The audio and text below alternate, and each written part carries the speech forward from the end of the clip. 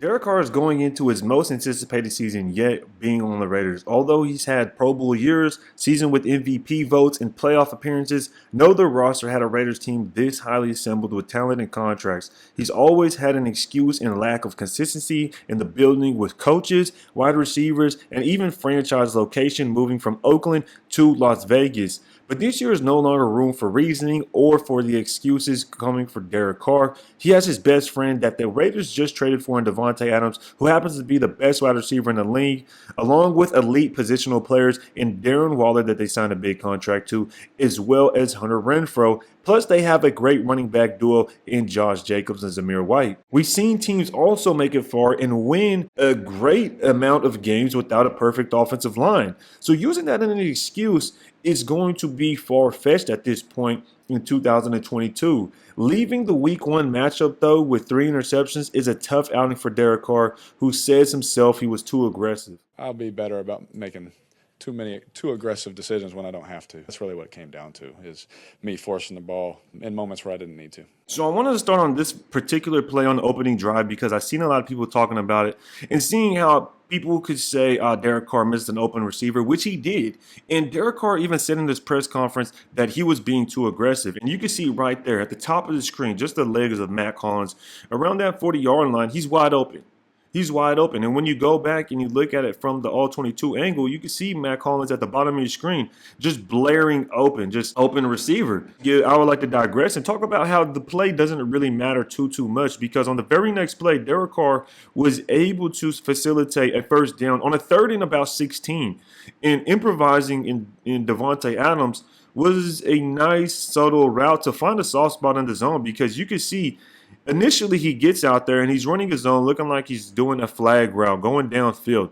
But then he tailors off and starts to backpedal, turn around, and say, Derek Carr, look at me. I'm literally eye to eye with you. You got to throw me this ball. Gets the first down. Very good play by Davante Adams, in my opinion, helping Derek Carr on the improvisation. Now, here's a quick little slant route to Davante Adams to get us in the red zone, which we did not capitalize on, unfortunately. Because after we got in the red zone with that play, we move on. Now, this play right here, a lot of people talked about, and this is a mistake by Derek Carr. This is a missed throw. You get the motion from Darren Waller showing that they're man coverage. This is a perfect play. You get the crosser going across the field, and Derek Carr just throws it slightly behind Darren Waller. Just slightly behind him. And at the end of the day, you have to make that throw to get those points on the board, or else you're going to end up getting only 3 and tying the game here. Those 4 points would have been crucial to us. Would have been significantly crucial to us to add on instead of kicking field goals, because our quarterback couldn't make that throw. And this is all on Derek Carr. It's not about him being aggressive. It's not about him getting pressure or anything of the sorts. The pocket is clean. You made the right decision. You're not being aggressive, really. You just made the right decision, and he's open. Drop back and throw the football on the dot. We know you can do it. So that's what we need to see from Derek Carr. That's the first mistake. Here's another one that people try to say that was Derek Carr's fault.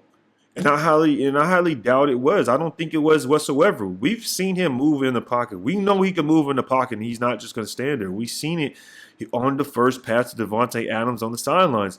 Now, this one, people say he should scramble out or do something. But ladies and gentlemen, where should he be scrambling to? I heard people say he should have stepped up. If the offensive lineman, ladies and gentlemen, look at the Raiders left guard, and a linebacker comes blaring in and sits him on his ass. There's no reason your guard should be sitting there like someone just took your lunch money. Let's go back and look one more time, because there's nowhere to run with this football. I don't know what people really see or they think. Or Derek Carr is not Lamar Jackson. And the fact that people think this is his fault for getting sacked here is just funny, because say he wanted to throw it to Darren Waller. He's not looking. Darren Waller doesn't look the entire time. And by the time Darren Waller doesn't even look, and Carr's already being sacked. That's how you know it's bad. That's how you know it's bad, and that was on the offensive line. So I'm not trying to hear how when the Chargers bring in a linebacker and a safety to mess up our left guard, that is Derek Carr's fault, because there's nowhere for him to go on this one. And there's no excuse, because he's already made a mistake. But this is on the offensive line. This is definitely on the offensive line because you can see Derwin James coming from the right of the screen, number 3, and then you see Kyle Van Noy, number 8, blaring into John Simpson, who doesn't even pay attention on the false blitz from Van Noy. Creating a stunt, Derwin James go to the inside, and Abdullah isn't able to pick it up, and Khalil Mack is already screaming in, pushing Illuminor into Derek Carr's lap. Now moving on to this next play, because after that we had to punt. We had to punt the ball, and here is the interception on the very next drive. And you can see Tranquil makes a great play, dropping back so far into the zone. I'm not really surprised that Derek Carr threw the football. Now, here's where we see some of that aggression from Derek Carr, and he's trying to force it to Darren Waller because you get open guys all the way across the field. Renfro is wide open.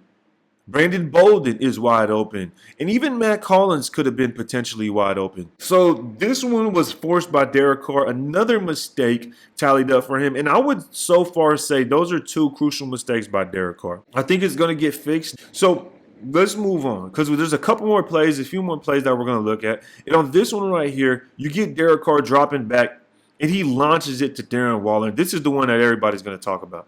Everybody's going to talk about this one on how he threw a terrible ball. And he underthrew him. He definitely did. But based on the coverage, Derek Carr was throwing this football with an idea that Asante Samuel Jr., the cornerback at the top of your screen covering Hunter Renfro, was not going to break off of that and come up and make a play.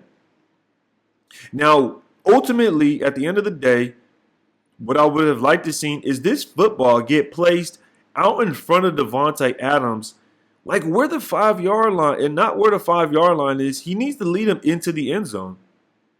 That ball should be going towards the end zone, in the end zone, but it's a little short. And Asante Samuel is able to come up with an interception, making a huge play. So shout out to him, and the Chargers did what they had to do to make big plays. They were doing everything they could to win this game because they knew they couldn't lose this. Especially after last year, week 18, there's no way they could have came out here and lost this. Now, another interception, another mistake by a pass thrown behind the receiver from Derek Carr. I don't know what Derek Carr is lagging out there, like this is Madden or something. This is definitely a mistake on him. And now we don't get empty set, but we get 11 personnel. You get your tight end, Darren Waller, out there, Josh Jacobs out there, and the ball is snapped. And at this point, you think he's going to be able to hit Hunter Renfro because he has a step. But look at Matt Collins on the backside, completely wide open again. Now, is Derek Carr ignoring Matt Collins, or is he just his last read? And I believe it's just his last read. But at the same time, once you go through your reads from left to right, once you go through your reads, if you're doing the triangle read or if you're going 1-2 reads at your defenders, why don't you ever look backside? Because a lot of times that backside throw will be there, especially when they're heavy on the receivers on the front side. So this is where we should have definitely hit Matt Collins again, where he was open. And Derek Carr decides to go a different direction with it. And you can see here, the ball is just thrown weak. And some people will say, well, it's because he didn't lead or plant his foot. He throws a lot like this. He was even training throwing this way with Gruden. So he is accustomed to throwing like this.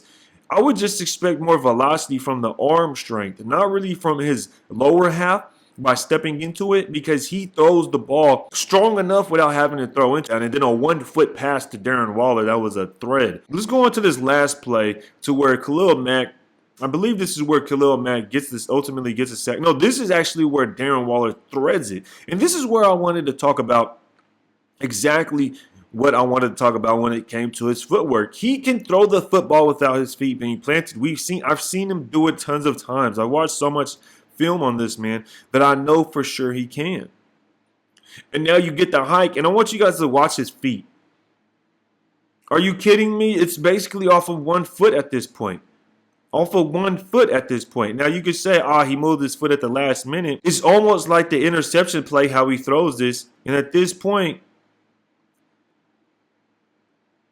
he's throwing into the receiver off of 1 foot, and he's able to do it. Now, this time, the ball is placed a little bit better. Derek Carr shows he's able to make these passes. Maybe he should have got some work during the preseason with his new weapons and the scheme, but either way, he has to, and I believe he will bounce back nicely. Let me know down in the comments what you guys think, and don't forget to hit the like button, turn on those notifications, and until next time, rate the tape.